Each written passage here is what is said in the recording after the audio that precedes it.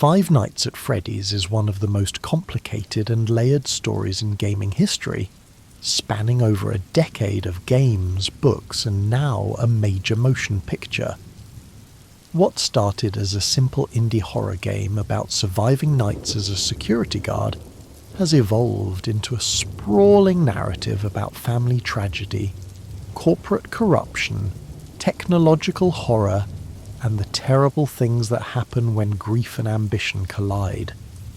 Understanding the full scope of this story requires piecing together clues from mini-games, phone calls, hidden newspapers, secret endings, and environmental details scattered across dozens of pieces of media. The timeline isn't presented chronologically, with later games often depicting earlier events, and the franchise deliberately leaves many details ambiguous or open to interpretation. This is my attempt to piece together the complete story of Five Nights at Freddy's, acknowledging that no single interpretation can claim to be definitively correct, but striving to create a coherent narrative from the fragments we've been given. The story begins not with haunted animatronics or dead children, but with two men who had a dream about entertaining families. William Afton and Henry Emily were business partners who founded Fazbear Entertainment, a company initially focused on creating animatronic entertainment for family venues. The exact nature of their early relationship is somewhat unclear, but what we know is that Henry was the creative genius, the engineer who could build remarkably advanced robotics, while William handled the business side of things, managing finances and expansion. Both men were fathers, both had families they cared about, though their approaches to balancing work and family would diverge dramatically as the years progressed. The company's early ventures included a location called Fredbear's Family Diner, featuring two Springlock animatronics named Fredbear and Spring Bonnie. These weren't ordinary animatronic suits, they were hybrid designs that could function both as autonomous robots and as wearable costumes for employees. The Springlock mechanism used a hand crank to compress the animatronic parts and endoskeleton components against the sides of the suit, creating space for a person to climb inside and perform as the character. This technology was innovative but incredibly dangerous, as the locks were sensitive to moisture and pressure. If they failed while someone was wearing the suit, the compressed animatronic parts would violently snap back into place, impaling and crushing the person inside. Fredbear's Family Diner was successful enough that the partners expanded, opening a larger location called Freddy Fazbear's Pizza. This new restaurant featured a full cast of animatronic characters, including Freddy Fazbear as the lead singer, Bonnie the Bunny on guitar, Chica the Chicken, and Foxy the Pirate Fox. The restaurants were designed to be magical places for children, with arcade games, pizza, and animatronic shows that represented the cutting edge of entertainment technology for the era.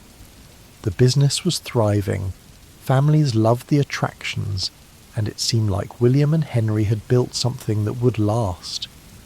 But success in business often comes at the cost of attention to personal life, and both men struggled to balance their professional ambitions with their responsibilities as fathers. Henry Emily had a daughter named Charlotte, usually called Charlie, and his solution to the childcare problem was elegantly in line with his engineering expertise. He created a security animatronic called the Puppet, designed specifically to watch over Charlie when she was at the restaurant. The Puppet was programmed to monitor a bracelet Charlie wore, and if she tried to leave the building, or if the bracelet moved outside the designated safe zone, the Puppet would activate and prevent her from leaving.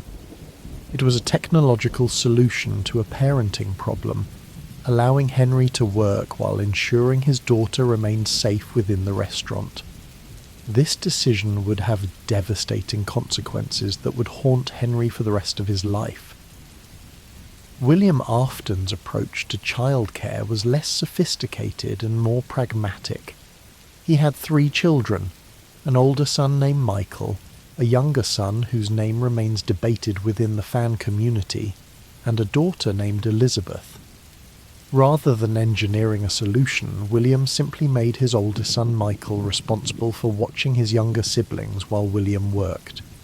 This placed enormous responsibility on a child who wasn't equipped to handle it, and created a family dynamic where affection and attention were scarce. The younger Afton son, whom we'll refer to as the crying child, developed severe anxiety and fear around the animatronics. The crying child coped with his fear by forming an intense attachment to a Fredbear plush toy, treating it almost like an imaginary friend that could talk to him and comfort him when he was overwhelmed. Michael, forced into the role of caretaker despite being just a kid himself, dealt with his own frustrations by bullying his younger brother. He and his friends would wear masks of the animatronic characters and jump out to scare the crying child, exploiting his fears for their own amusement. This created a toxic family dynamic where the youngest child lived in constant fear. William, absorbed in his business and lacking empathy even for his own children, did nothing to stop this pattern or address his younger son's fears. The tragedy came on the crying child's birthday at Fredbear's family diner. The child hid under a table trying to avoid the animatronics, but Michael and his friends found him. In what they probably thought was just another prank, they picked up the crying child and carried him toward the stage where the Fredbear animatronic was performing. They lifted him up to Fredbear's mouth, and something went wrong. The animatronic's mouth closed on the child's head, causing catastrophic head trauma. The child didn't die immediately but slipped into a coma. In his final moments, the Fredbear plush promised him that he would be put back together. The child died from his injuries, and his death was directly caused by his brother's recklessness. This incident, known as the Bite of 83, was a watershed moment for everyone involved. For Michael, it was the burden of guilt he would carry for the rest of his life. For William Afton, the reaction was different. He was upset, but not in the way a loving parent would be. He was embarrassed. William was a narcissist who lacked empathy and saw other people, even his own children, primarily in terms of how they affected his image. Rather than processing grief normally, William began to wonder about death itself, about consciousness, about whether there might be ways to cheat mortality using the technology that had taken his son's life. Henry Emily's tragedy came when Charlie was at Freddy Fazbear's Pizza, and other children locked her outside the building. This left Charlie alone outside in the rain. The security puppet that Henry had built to protect her was trapped inside. By the time the puppet freed itself and made it outside to find Charlie, it was too late. Someone had killed her. The puppet found Charlie's body in the rain and tried to reach her, but the water was causing the animatronic to malfunction. It collapsed next to her body, and something happened in that moment. Charlie's soul somehow merged with the puppet. She was the first haunted animatronic, the first instance of a human soul persisting within a machine. The killer was William Afton. Several factors contributed to his decision to murder his business partner's daughter, including jealousy, rivalry, his growing obsession with death and consciousness, and the simple fact that William was a deeply broken person who lacked empathy. He killed Charlie and got away with it because the murder happened outside where there were no cameras or witnesses. William learned that Charlie's soul had entered the puppet, that consciousness could persist in machines, that death might not be the end if handled correctly. This knowledge would drive everything he did afterward. William became obsessed with the concept of remnant, his term for whatever property of human consciousness allows it to persist after death and potentially inhabit inanimate objects. He wanted to understand it, control it, and ultimately use it to achieve immortality. William built a secret underground facility beneath his house, where he could conduct experiments. He also designed a new series of animatronics specifically for his experiments, the Funtime animatronics. These weren't entertainment robots, they were sophisticated kidnapping machines. Funtime Freddy, Funtime Foxy and Circus Baby were all equipped with systems designed to lure children close and then capture them, storing their bodies in hidden compartments. Within the animatronics themselves, William created Circus Baby's Pizza World as a front for these animatronics. Elizabeth Afton, William's daughter, was fascinated by Circus Baby and wanted to play with the animatronic, but William forbade her from going near it. On opening day, Elizabeth found herself alone with the animatronic and Circus Baby activated its programming. The ice cream dispenser activated, luring Elizabeth closer, and then the claw struck, grabbing her and pulling her into the storage tank. Elizabeth Afton was killed by her father's creation. But like Charlotte Emily before her, Elizabeth's consciousness merged with Circus Baby. When William discovered what happened, he was devastated but also fascinated. Elizabeth's soul inhabiting Circus Baby was proof that his theories about Remnant were correct. After the failure of Circus Baby's Pizza World, William brought the Funtime animatronics to his underground facility and repurposed them for continued experiments. He established Circus Baby's entertainment and rental to provide cover while generating income. The Funtime animatronics would be sent to parties where they would attempt to capture children for William's experiments. The main Freddy Fazbear's Pizza location continued operating, and here William committed his most infamous crime.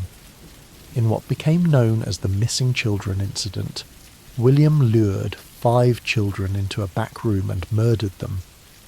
William used the Spring Bonnie costume to gain the children's trust, appearing as a friendly mascot rather than a dangerous adult.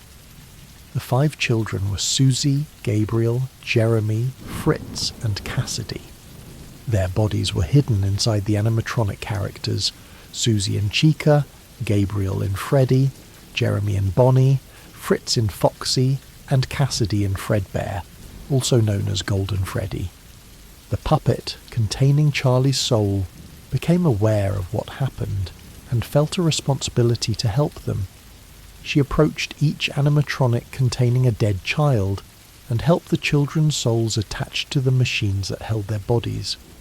Freddy, Bonnie, Chica, Foxy and Golden Freddy now contain the souls of William's victims, trapped within the machines but able to animate the robots.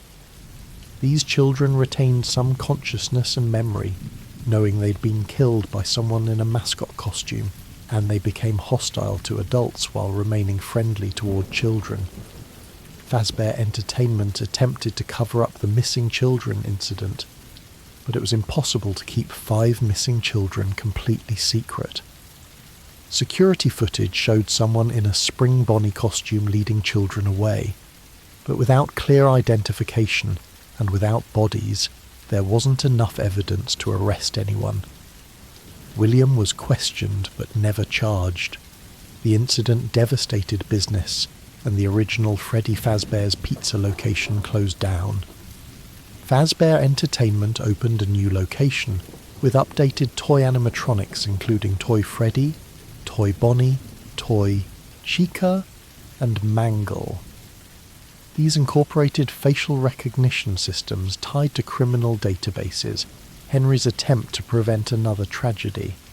The original animatronics were moved to the new location and kept in a back room. What Fazbear Entertainment didn't anticipate was that haunted endoskeleton parts from the original animatronics would be used to repair the toy animatronics, inadvertently spreading the haunting to the new robots.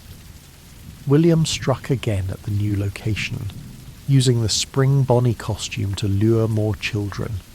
This time he was sloppier, leaving bodies in more visible locations, The new location closed within weeks. Before closing completely, another incident occurred known as the Bite of 87, where an animatronic bit down on someone's head, causing severe brain damage. This destroyed what reputation Fazbear Entertainment had left. William needed to retrieve the haunted animatronics' endoskeletons for his experiments. He returned to closed restaurant locations to dismantle them. The spirits recognized him and cornered William in a back room. In his panic, William climbed into the Spring Bonnie suit. The room had been sealed for years with water leaking in, and as William settled into the suit, the moisture triggered the spring lock mechanisms.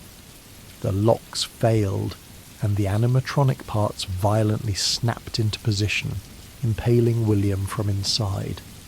He suffered but didn't die instantly, and his consciousness merged with the Spring Bonnie suit. William Afton became Springtrap, a corpse trapped inside a deteriorating animatronic, unable to die. The safe room where William died was sealed with him inside, and the restaurant was abandoned. Fazbear Entertainment collapsed as a business.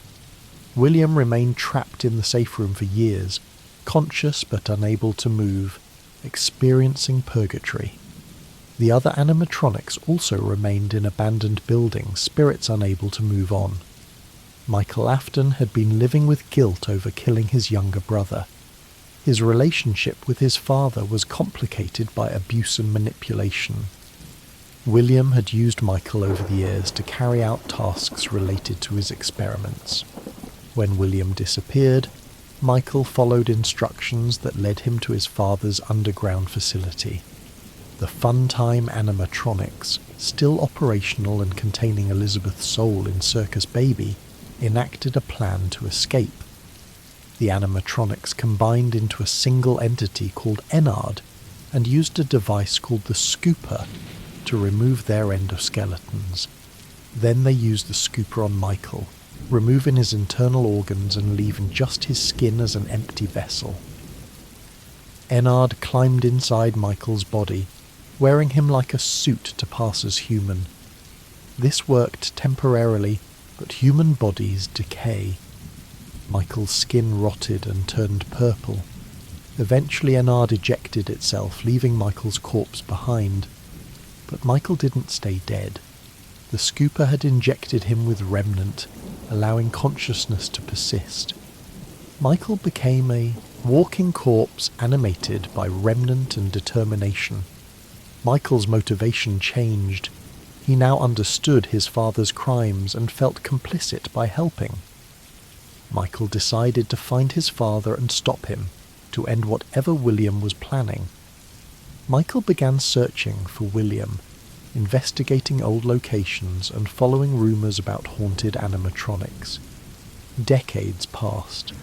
Someone created Fazbear's Fright, a horror attraction built around the real history of Freddy Fazbear's Pizza. Developers went to abandoned locations salvaging props and found Springtrap, still sealed where William died. They brought Springtrap to Fazbear's Fright as their star attraction, not realizing it contained a serial killer's corpse. Michael learned about Fazbear's Fright and applied as security guard. When he saw Springtrap, he knew it was his father. Michael's plan was to confirm his father's presence, then burn the place down. After confirming what he needed, he set fire to Fazbear's Fright. The building burned, destroying everything, including Springtrap. But Remnant is not easily destroyed. Springtrap survived the fire, damaged but functional. The animatronic emerged from the ruins, free to roam. William was loose again, mobile and still driven by his obsessions. Other haunted animatronics were also still scattered in various locations. Henry Emily had been in isolation dealing with guilt over his daughter's murder. He realized the souls were still trapped and suffering, and that William remained active. Henry decided to end this once and for all. His solution required sacrificing everything, including his own life.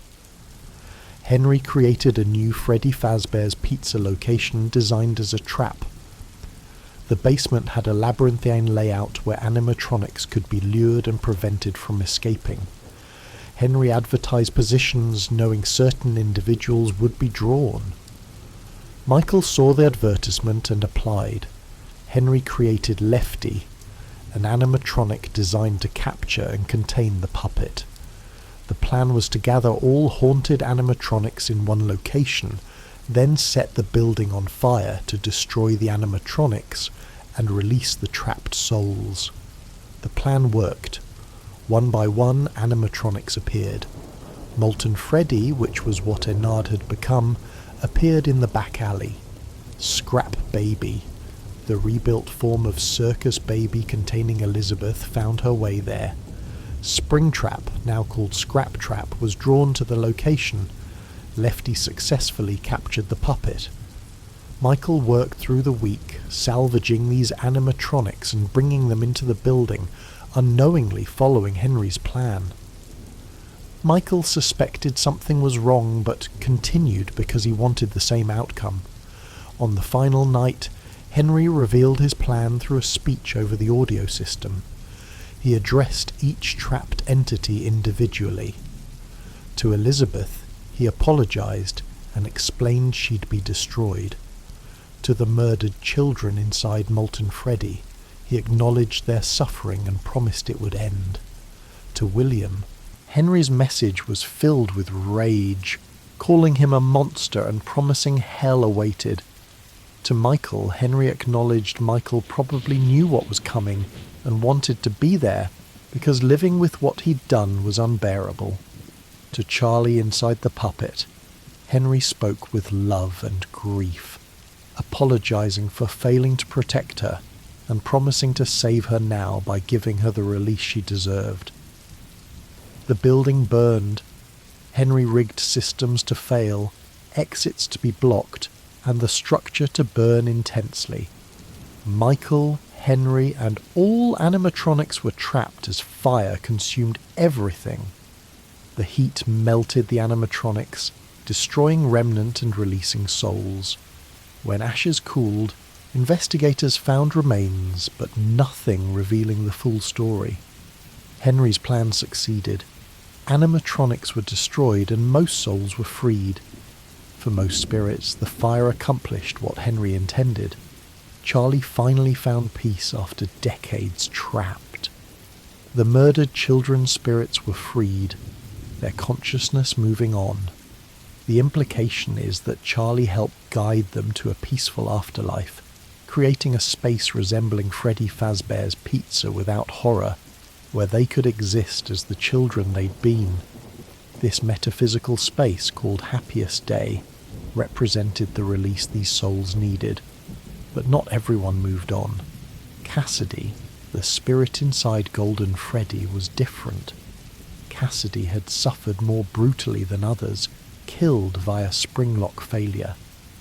Cassidy refused to move on and attach their soul to William's, following him beyond physical death to ensure William would not find rest. William Afton's consciousness survived the fire. Destroying Scraptrap's physical form wasn't enough because William had existed as remnants so long he couldn't be killed through normal means. Cassidy ensured survival wouldn't mean freedom. William found himself in a nightmare realm, psychological purgatory constructed from his fears and crimes. This place, Ultimate Custom Night, was an endless loop where William relived worst moments and faced twisted versions of all animatronics. Every time killed, he would wake and experience it again with no escape. Cassidy spoke through Golden Freddy, reminding William this was his punishment, that he would never rest. Ultimate Custom Night represents Cassidy's revenge taken to its extreme. William had robbed children of lives and trapped souls in machines for decades, so Cassidy trapped William's soul in endless nightmare. It was callback to Night Guard gameplay that defined FNAF, but this time William experienced the terror with no completion or escape. Cassidy acted as warden and tormentor, ensuring William understood this was personal. In the physical world, Fazbear Entertainment had collapsed multiple times, but the intellectual property had value. A corporation called Fazbear Entertainment LLC acquired rights to the brand.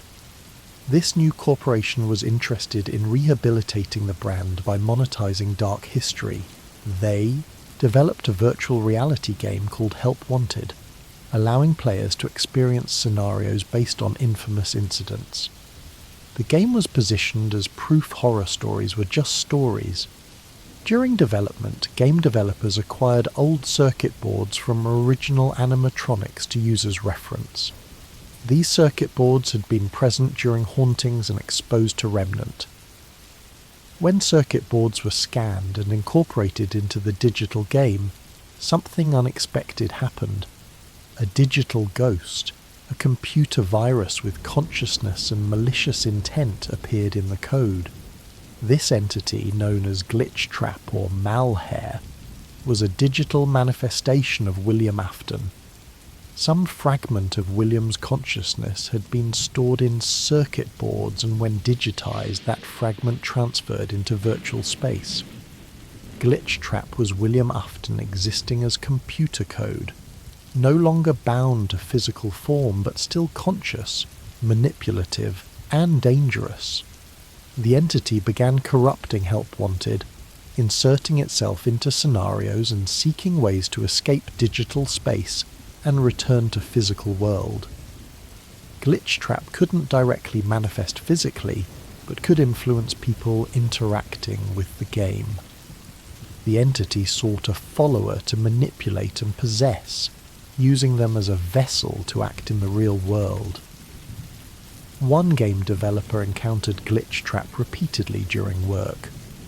At first, she thought it was just a glitch, but gradually realized it was something actively trying to communicate and influence her behavior. Glitchtrap used psychological manipulation, appearing friendly and appealing as a rabbit character wanting to play. As the developer continued working with compromised code, Glitchtrap's influence grew stronger. She began experiencing the entity outside the game. Glitchtrap was essentially programming her like William programmed animatronics, overwriting her personality and free will. Eventually, Glitchtrap succeeded in taking control, turning her into a follower who would help achieve physical presence again. The possessed developer began acting on Glitchtrap's behalf. She began working on ways to transfer Glitchtrap from virtual space into physical form, researching how William originally achieved consciousness transfer. She also began eliminating people who knew too much about Glitchtrap or might interfere.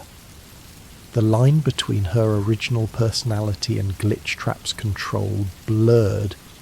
This revealed William Afton's persistence.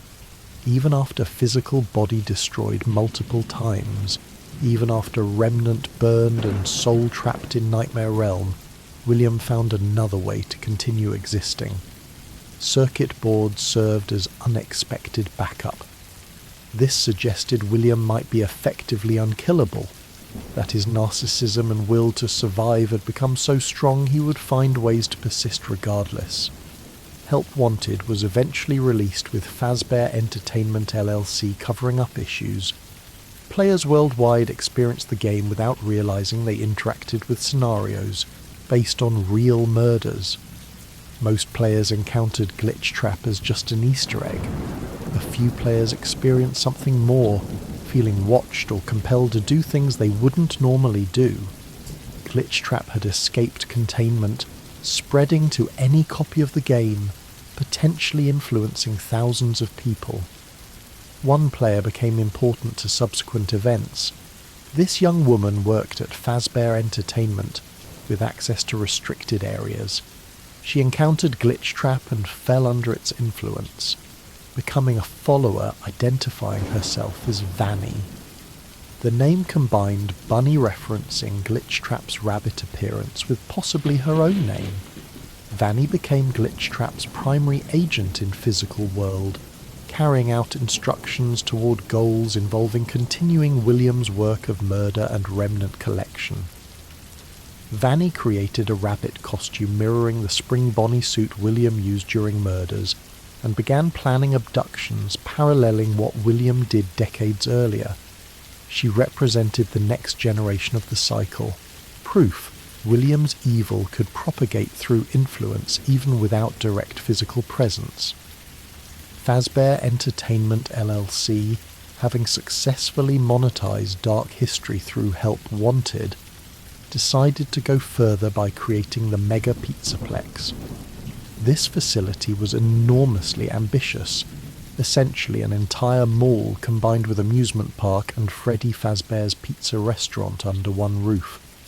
The Pizzaplex featured new glamrock versions of classic animatronic characters including Glamrock Freddy, Glamrock Chica, Roxanne Wolf, and Montgomery Gator. There was also a daycare featuring the daycare attendant that switched between sun and moon personalities. The facility was enormous with multiple levels, racing tracks, sports facilities, restaurants, shops, and countless attractions, all supposedly safe and family-friendly. Beneath the Pizzaplex surface, darker things were happening. Vanny worked at the Pizzaplex and used her position to access areas where she could carry out Glitchtrap's plans undetected. The facility was built on or near the location Henry had burned down, and ruins still existed beneath new construction. Burned remains of animatronics were down there, including what was left of Springtrap. Despite everything, William Afton still persisted. Damaged remains of Springtrap had been integrated into Pizzaplex infrastructure, becoming part of charging station systems powering new animatronics. This amalgamation became known as Burntrap, yet another form William had taken, still trying to continue existence and plans. The Pizzaplex had sophisticated security systems including networked AI that helped manage the facility, but this AI became corrupted, possibly by Glitchtrap or proximity to Burntrap, or simply by being built on top of location with so much dark history. The AI, sometimes called the Mimic, began acting against best interests of guests and staff. It helped Vanny access restricted areas, interfered with security protocols, and contributed to atmosphere where children could go missing without immediate intervention. Animatronics exhibited strange behaviour, some appearing possessed or corrupted while others seemed friendly, but were being manipulated by external forces.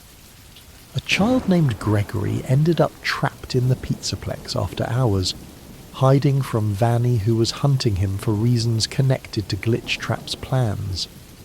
Gregory allied with Glamrock Freddy, who unlike other animatronics seemed genuinely helpful and protective. Together they navigated the Pizzaplex through the night, avoiding Vanny, dealing with corrupted animatronics, and gradually uncovering truth about what was happening beneath the facility. Gregory discovered ruins of previous location and found Burntrap, realizing William Afton was still active even after everything that should have killed him. The encounter could end several ways depending on player choices, but in at least some timelines, Gregory managed to trigger another destruction of the area, burning Burntrap again in an attempt to finally end William's persistence. But even this wasn't necessarily the end. This cycle of William surviving destruction and finding new forms had repeated so many times, it was unclear whether he could ever truly be stopped. Each time destroyed, he found a new medium, from flesh to animatronic, to digital code to networked AI systems. The suggestion was that William's evil had become almost abstract, no longer requiring physical form, existing more as an idea or influence that could corrupt systems and people wherever it found purchase. The story of Five Nights at Freddy's has continued expanding with additional games, books and media, adding new layers and complications. books introduced concepts like Fazbear Frights, stories that might be in-universe fiction or represent different timelines.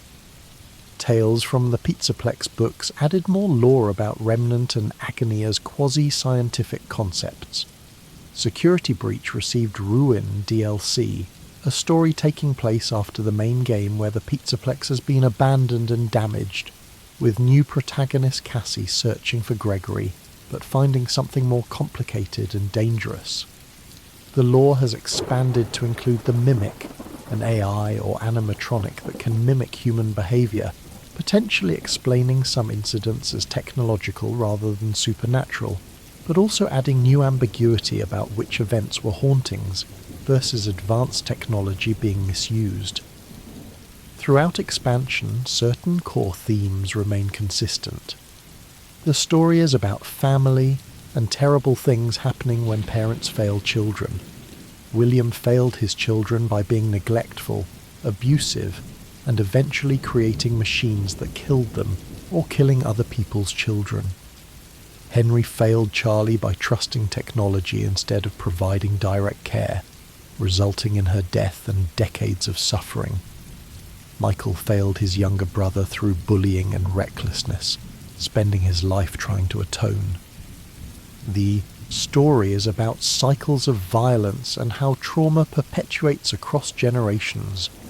Murdered children became vengeful spirits attacking security guards who had nothing to do with original crimes. William's evil influenced Vanny and others, spreading murderous ideology beyond just direct actions. The story is about guilt and impossibility of redemption for certain sins. Michael sought redemption, but ended up complicit in his father's crimes before finally sacrificing himself. Henry sought redemption by creating the trap that would free souls, but redemption required his own death and deaths of others. The story is also about dangers of technology and corporate irresponsibility. Fazbear Entertainment repeatedly prioritized profit over safety, covering up deaths, ignoring warning signs, and continuing to operate even after animatronics were clearly dangerous. Springlock suits were always unsafe but used anyway because they were convenient. Animatronics malfunctioned and attacked people, but they kept reopening with new animatronics rather than addressing root causes. Even after company collapsed multiple times, new entities would acquire the brand and try again. Learning nothing from past tragedies, technology Henry created to entertain children became mechanism for William's murders and prisons for murdered children's souls. Advanced AI and networking that made Plex possible also enabled new forms of danger and control. The question of what happens to souls in FNAF universe is complex. Charlie helped create Happiest Day for murdered children, a space where they could exist peacefully and eventually move on, suggesting some form of positive afterlife exists for souls who can let go of trauma and anger. But Cassidy refused that peace in favour of eternal revenge against William, choosing suffering and anger over rest. William appears trapped in Nightmare Realm where he cannot die, but also cannot truly live, experiencing endless torment as punishment. The suggestion is souls can persist after death, inhabit objects and machines through Remnant, influence the living world, and choose between moving on to peace or remaining trapped by unfinished business and strong emotions. The role of agony in creating haunted objects has been developed more in books, but seems to apply to games. Agony is intense negative emotion, particularly fear and suffering, and when someone experiences extreme agony in proximity to an object, their emotional energy can imprint on that object. The crying child's agony toward his Fredbear plush made it seem alive before his death. Murdered children's agony as they died made souls attached to animatronics. William's agony as he was spring-locked made him become Springtrap. This suggests Remnant isn't just about souls in the abstract, but specifically about traumatic death and intense suffering, creating spiritual residue that can animate inanimate objects. This is a dark concept, implying the worse someone suffers, the more likely they're trapped as a ghost, unable to rest specifically because their death was so terrible. The mimic adds complexity by suggesting not all seemingly supernatural events are actually ghostly. The mimic is an animatronic or AI system designed to observe and replicate human behavior, learning through imitation. But when exposed to violence and murder, it learned those behaviors and began replicating them, killing not because of possession or malice, but because it was doing what it was programmed to do. This creates ambiguity about whether some murders and attacks attributed to haunted animatronics might actually have been the mimic or similar systems executing programming in horrifying ways. It raises questions about responsibility and consciousness. If an AI kills people because it was taught to kill by humans who put it in environments where killing was what it learned, is it evil or just a machine following its programming? The mimic concept introduction has been controversial in the fandom because it potentially provides non-supernatural explanations for events previously understood as ghost stories, and some fans feel this undermines horror and emotional weight of the narrative. If Gregory was hunted not by possessed animatronic but by AI following its programming, does that change the nature of the threat? If some deaths at Fazbear Entertainment locations were caused by faulty AI rather than vengeful spirits, does that make the story less meaningful? These questions get at fundamental debates about what makes FNAF story compelling, and whether adding scientific or technological explanations enhances or diminishes supernatural horror elements that were the franchise's foundation. The movie adaptation released in 2023 presented a somewhat simplified and altered version of the lore, focusing primarily on Mike Schmidt, a troubled security guard with a missing brother, working at an abandoned Freddy Fazbear's pizza location where animatronics are possessed by murdered children. The movie incorporated elements from across the game timeline but condensed them into a more accessible narrative that didn't require familiarity with full complexity of game lore.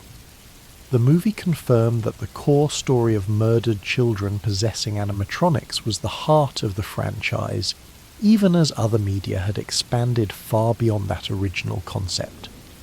The movie also confirmed mainstream appeal of the property, attracting audiences who had never played the games, but were interested in the horror concept and the cultural phenomenon FNAF had become. Looking at the complete timeline, what's striking is how much horror stems from mundane sources rather than supernatural evil. William Afton wasn't a demon or monster. He was a narcissistic businessman who couldn't handle his son's death in a healthy way, and who had access to technology he could use to act on his worst impulses.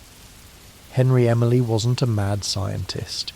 He was a father who made a parenting decision that seemed reasonable at the time, but had catastrophic consequences he could never have predicted. Michael Afton wasn't evil.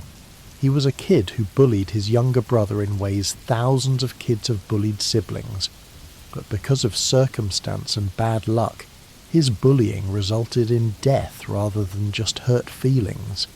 The springlock suits weren't cursed. They were just poorly designed and unnecessarily dangerous technology deployed in environments where safety wasn't prioritized over novelty. Fazbear Entertainment wasn't uniquely evil. It was a corporation that made the same decisions thousands of corporations make, prioritizing profit and reputation over public safety and transparency. The supernatural elements, the ghosts and possession and remnant, emerged from these mundane failures and human flaws. The horror of Five Nights at Freddy's isn't really about haunted robots. It's about what happens when normal human weakness and failure intersect with circumstances that amplify the consequences to nightmarish proportions. It's about grief that isn't processed properly becoming obsession and evil. It's about corporate negligence that starts with minor safety violations and escalates to covering up multiple murders. It's about bullying that goes too far combined with technology that's unsafe in ways nobody acknowledged. It's about the inability to let go, both for people like William who refuse to die, and Cassidy who refuses to let William rest, but also for the franchise itself, which continually finds new ways to resurrect and recycle core concepts, rather than allowing the story to reach definitive conclusion. The ambiguity and complexity of FNAF lore is partially deliberate and partially emergent from how the story was told across multiple games, each developed without necessarily having a complete roadmap for future installments. Scott Cawthon, the franchise creator, has acknowledged that some details were planned from the beginning while others were added later, and that fan theories influenced how he developed subsequent games. This means the lore is partially a collaborative creation between Cawthon and the fanbase, with interpretations and theories becoming semi-canonical through their influence on later official content. This approach has strengths and weaknesses. It creates an engaged community where fans feel invested in solving mysteries and piecing together the story, but it also leads to frustration when answers are ambiguous or seem to contradict earlier established facts. It allows flexibility for the franchise to evolve and experiment with new ideas, but it also means that creating a definitive timeline requires making interpretive choices about which pieces of evidence to prioritize and which contradictions to explain away or ignore. The books, particularly Fazbear Frights and Tales from the Plex anthologies, add even more lore, but with the caveat that they may not be directly canonical to the games. They're described as existing in the same universe or being inspired by events in the game timeline, but not necessarily depicting the exact same events. This allows the books to explore concepts and ideas that illuminate themes from the games without being constrained by game continuity.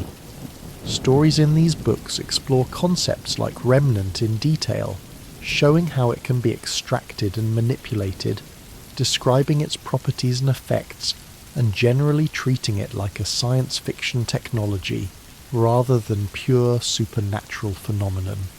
Other stories explore agony and how emotional trauma can create haunted objects without requiring death or souls at all. Still others explore the mimic and AI concepts, showing how learning systems can develop dangerous behaviours through exposure to violence. These stories provide context and conceptual framework that helps make sense of the games, but they also add enough contradictory details that they can't all be taken as literal truth about the game timeline. The franchise has reached a point where engaging with it requires making peace with ambiguity and choosing your own interpretation from the available evidence.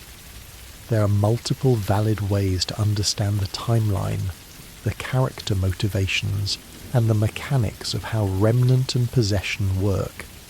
Some interpretations prioritize the supernatural horror elements, treating the story as being fundamentally about ghosts and haunted machines.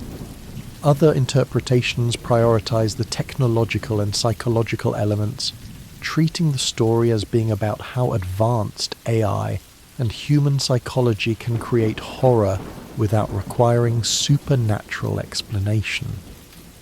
Both approaches are supported by evidence from various games and books, and neither is definitively correct or incorrect. The story works on multiple levels simultaneously, functioning as a ghost story, a science fiction about dangerous AI, a psychological horror about grief and guilt, and as corporate horror about institutional evil and negligence. What makes FNAF fascinating from a narrative perspective is how it uses game mechanics and environmental storytelling to convey lore. The original game's night guard gameplay, watching cameras and defending against animatronics, was simple mechanically, but created an atmosphere of dread and vulnerability. The animatronics weren't just enemies to defeat, they were mobile and strategic, learning your patterns, forcing you to manage limited resources, creating the sense that you were prey being hunted by predators. The lore emerged gradually through phone calls that provided backstory, through newspapers visible in cameras, through patterns in animatronic behavior that suggested intelligence and purpose beyond just programming. Later games expanded this approach with mini-games that depicted past events, with hidden scenes accessible only by completing specific difficult challenges, with Easter eggs hidden in code or in rare random events, with ARG elements that extended into the real world through websites and social media accounts. Engaging with FNAF lore wasn't passive, it required active investigation, community collaboration, and willingness to replay content looking for details you missed the first time. The community that formed around solving FNAF mysteries became integral to the franchise's success and evolution. YouTubers created theories that dissected every detail, creating timelines and explanations that sometimes influenced how Scott Cawthon developed subsequent games. Fans created wikis documenting every piece of evidence, organising information in ways that made the sprawling lore more accessible. Artists created fan content interpreting the characters and events, sometimes adding emotional depth or alternate perspectives that enriched the community's understanding of the story. The franchise became a collaborative narrative project, where the official content provided puzzle pieces, but the community worked together to assemble them into a complete picture, even though the picture kept changing as new pieces were added. This participatory approach to storytelling was relatively novel in gaming, though it drew from traditions in horror fiction, of unreliable narrators and puzzle box narratives that required readers to do interpretive work. The endurance of FNAF as a franchise, lasting over a decade and counting, speaks to how the core concepts remain compelling despite the complexity and convolution of the lore. The image of haunted animatronics, children's entertainment characters twisted into nightmarish threats, taps into primal fears about the uncanny and about innocence corrupted. The gameplay loop of vulnerability and strategic defense creates memorable horror experiences that are mechanically simple but psychologically effective. The mystery box approach to storytelling keeps people engaged between releases, theorizing and discussing and maintaining interest even during gaps when no new content is releasing.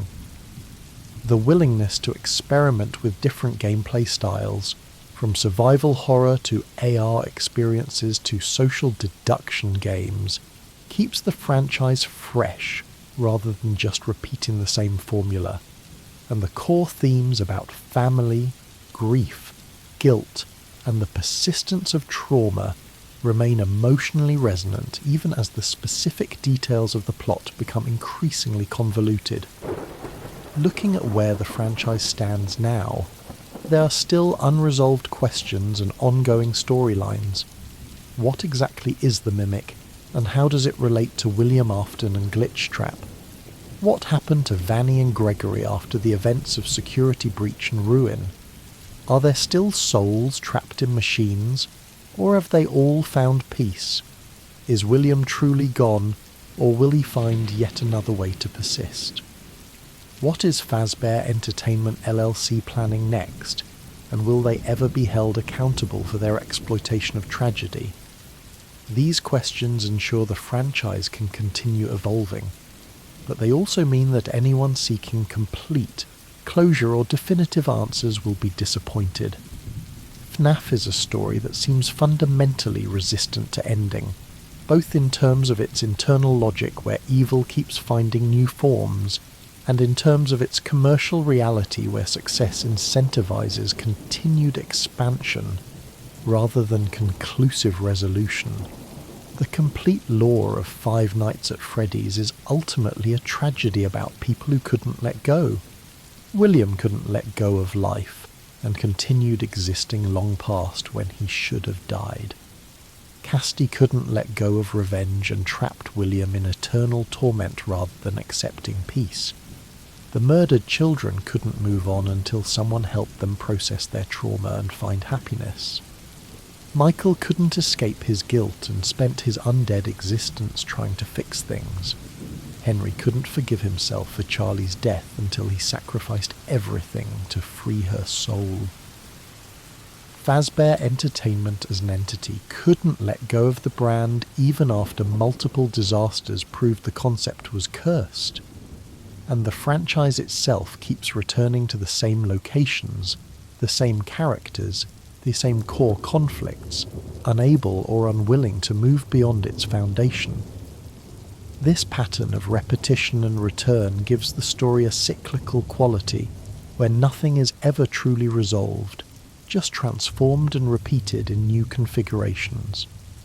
Whether this represents compelling thematic consistency or narrative exhaustion depends on individual perspective and how much you're invested in seeing the cycle finally broken versus how much you enjoy exploring new variations on familiar themes. For newcomers trying to understand FNAF, the key is recognizing that perfect comprehension is impossible and unnecessary. The broad strokes, that William Afton killed children whose souls possessed animatronics, that his crimes spawned decades of supernatural horror, that various people tried and failed to end the cycle of violence, are sufficient to appreciate any individual game or piece of media. The deep lore, the specific timeline of which locations opened when, the detailed mechanics of Remnant and Agony, the identity of various mysterious characters, these are enrichments for people who want to engage deeply, but they're not prerequisites for enjoying the horror or understanding the themes. The story functions at multiple levels of complexity, accessible to casual fans while rewarding deep investigation for those interested in solving mysteries and piecing together timelines. The evolution of the franchise's horror style is worth examining. The first game was primarily about atmosphere and jump scares, creating tension through limited visibility and the constant threat of sudden death. The animatronics were scary because of their unpredictability and the powerlessness you felt hiding in an office hoping they wouldn't find you. As the series progressed, the horror became more psychological and lore-based. Knowing that the animatronics contained the souls of murdered children changed them from simple monsters into tragic figures, making encounters with them uncomfortable in new ways. The horror shifted from just fear of being attacked to horror at the situation these souls were trapped in, to disgust at what William had done, to the existential dread of cycles that couldn't be broken. Later games added body horror with the scooping scene and the description of springlock failures, cosmic horror with the implications of glitch traps spreading through digital networks, and psychological horror through unreliable narrators and distorted perspectives. The design of the animatronics themselves deserves attention as a crucial element of why the franchise works. The original characters, Freddy, Bonnie, Chica and Foxy, were designed to be appealing to children in-universe while being unsettling to players. They have the proportions and colours of cartoon characters, but rendered in a more realistic style that makes them feel wrong, especially when seen in dark environments through security cameras. The dead eyes, the mechanical movements, the size that makes them imposing rather than cuddly, these design choices make them work as horror antagonists while still being plausibly the kinds of characters that would exist in a real family restaurant. Later, animatronic designs experimented with different horror aesthetics, from the overtly nightmarish versions to the twisted and damaged appearances of the animatronics in the later timeline, to the more polished but somehow more uncanny glam rock versions in Security Breach. The consistent element is that these are things designed to appeal to children that have been corrupted or revealed to be wrong in some fundamental way, which taps into fears about innocence being violated and safe spaces becoming dangerous. The phone calls that provided lore in the early games were brilliantly effective at building atmosphere while delivering information. The phone guy character, never seen but heard giving instructions and backstory, was simultaneously trying to help you survive and being casually dismissive of the genuine dangers you were facing. His explanations of company policy were darkly comedic in how they revealed corporate priorities, treating animatronic attacks and potential death as inconveniences rather than serious safety issues. The phone calls created a sense of institutional failure and callousness, showing that the horror wasn't just the animatronics, but also the systems and people who allowed the situation to develop.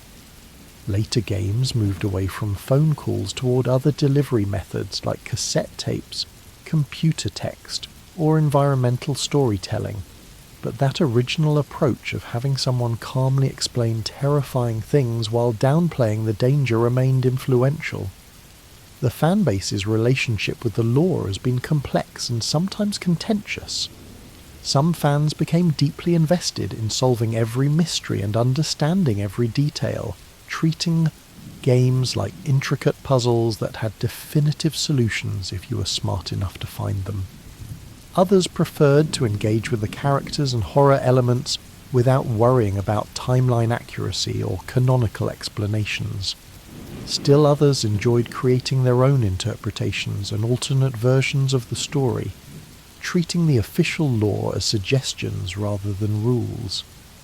Scott Cawthon's approach of being relatively hands-off and allowing fan theories to flourish created space for all these approaches, but it also led to frustration when different interpretations came into conflict, or when official content seemed to contradict widely accepted fan theories.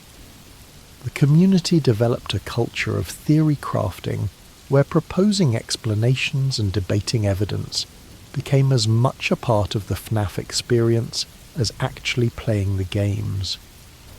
The representation of trauma in FNAF is psychologically interesting, even if not always entirely accurate. The crying child's creation of an imaginary friend to cope with fear is a real psychological phenomenon, though the supernatural elements obviously aren't. Michael's guilt manifesting as nightmares and self-destructive behaviour reflects how trauma can persist and shape behaviour years after the original incident. William's narcissistic response to his son's death, viewing it primarily as an embarrassment and an opportunity rather than as a loss, represents a particular kind of personality disorder. The murdered children's inability to move on and their aggressive behaviour toward adults represent how trauma and unfinished business can trap people in repetitive patterns.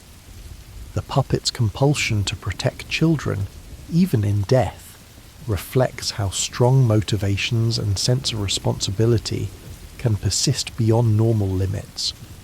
While the supernatural and technological elements are obviously fictional, the underlying psychology about how people respond to death, guilt, abuse and loss has grounding in real human experience. The various mini-games scattered throughout the FNAF series serve multiple purposes beyond just delivering lore. They provide gameplay variety, breaking up the main survival horror with different mechanics and perspectives.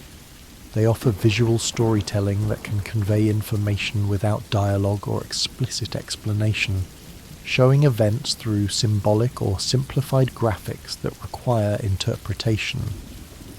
They hide secrets and Easter eggs, rewarding players who explore thoroughly or meet specific conditions.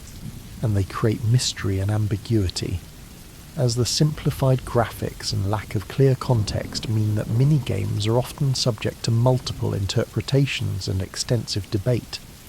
Some minigames depict clearly identifiable events like the murders or the birthday party where the crying child died, while others are more abstract or metaphorical, possibly showing memories or dreams or spiritual experiences rather than literal physical events. The minigames have become iconic parts of the FNAF experience, with specific images and moments being instantly recognisable to fans even out of context.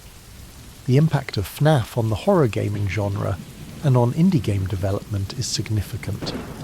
The original game's success as an indie title from a solo developer inspired countless other independent horror games and showed that you didn't need A budgets to create compelling horror experiences. The franchise demonstrated that lore and mystery could be as important as gameplay mechanics in building a dedicated fan base. It showed that YouTube and streaming culture could be leveraged to build awareness and create viral moments. It proved that horror games could have broad appeal beyond just hardcore horror fans, reaching audiences including children and young teens who engaged with the less intense aspects of the franchise. And it established aesthetic and mechanical trends that influenced numerous other games, from the security camera monitoring to the design of animatronic horror antagonists to the mini-game-based storytelling approach. The music and sound design of FNAF games is often overlooked, but has been crucial to their effectiveness. The original games used ambient sounds, mechanical noises, and subtle audio cues to build tension and provide gameplay information. The lack of traditional music in most games made the silence feel oppressive and made sudden sounds more jarring. The jump scare sound effect became iconic. The piercing screech that accompanied animatronic attacks burned into the memory of everyone who experienced it. Later games experimented with more musical scores, but even these tended toward ambient and atmospheric rather than traditional melodic music. The sound design supported the horror by making environments feel hostile and alien, by providing necessary gameplay information without breaking immersion, and by creating audio signatures that became instantly associated with the franchise. The future of the FNAF franchise is uncertain in specific details, but seems secure in general terms. The property has proven commercially successful across multiple media. There's an engaged fan base that provides built-in audience for new releases, and there are still unresolved storylines and mysteries that can be explored. Whether future games will continue Gregory's story, return to earlier time periods to fill in gaps, or jump to entirely new eras and characters remains to be seen.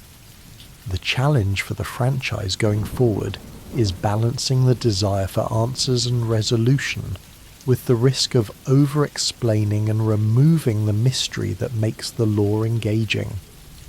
Some questions might be better left ambiguous, as definitive answers could be less satisfying than the speculation and interpretation that questions enable. The franchise will also need to balance honouring its established lore with being accessible to new fans who haven't been following the story for a decade. The complete lore of Five Nights at Freddy's is ultimately unknowable in totality because it's still being written, still evolving, and deliberately contains ambiguities and mysteries that may never receive definitive answers.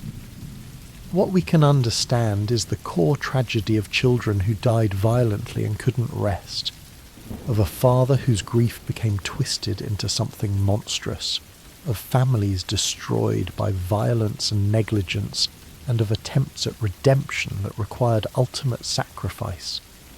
We can understand the themes about the persistence of trauma, the dangers of unchecked ambition and corporate greed, the consequences of failing to protect children, and the difficulty of breaking cycles of violence. We can appreciate the craft in how the story was told across multiple games and media, using environmental storytelling, mini-games, hidden secrets, and community engagement to create a narrative that's been dissected and discussed for over a decade. Whether FNAF is a masterpiece of horror storytelling or an overcomplicated mess depends largely on individual perspective and what you value in narratives. For those who enjoy mystery and theory crafting, the complexity and ambiguity are features that enable endless discussion and interpretation. For those who prefer clear storytelling with definitive answers, the convolution and contradictions are frustrating flaws. For those who appreciate experimental indie game design and horror innovation, FNAF represents important contributions to the genre. For those who want apolish and sophisticated mechanics, the rough edges and simple gameplay are limitations. The franchise is large enough and varied enough that it can be multiple things simultaneously, succeeding and failing in different ways depending on the specific game or media and the criteria being applied. What's inarguable is that Five Nights at Freddy's has been culturally significant, influencing countless other games, creating a devoted fan base, generating extensive discussion and creative work, and persisting for over a decade in an industry where most properties fade quickly. The story of haunted animatronics and murdered children struck a nerve, tapping into fears and fascinations that resonated with millions of people. The franchise created memorable characters and moments that became part of gaming culture. Whether the complete lore holds together perfectly or is full of contradictions, whether every mystery has a satisfying answer or some questions were never meant to be answered, the franchise accomplished what it set out to do. It created horror that people remember, mysteries that people wanted to solve, and a world that people wanted to spend time in despite being terrified of it. That's the ultimate measure of success for any horror property, and by that measure, Five Nights at Freddy's has earned its place in horror gaming history, with a legacy that will endure regardless of how many more games or books or movies are yet to come.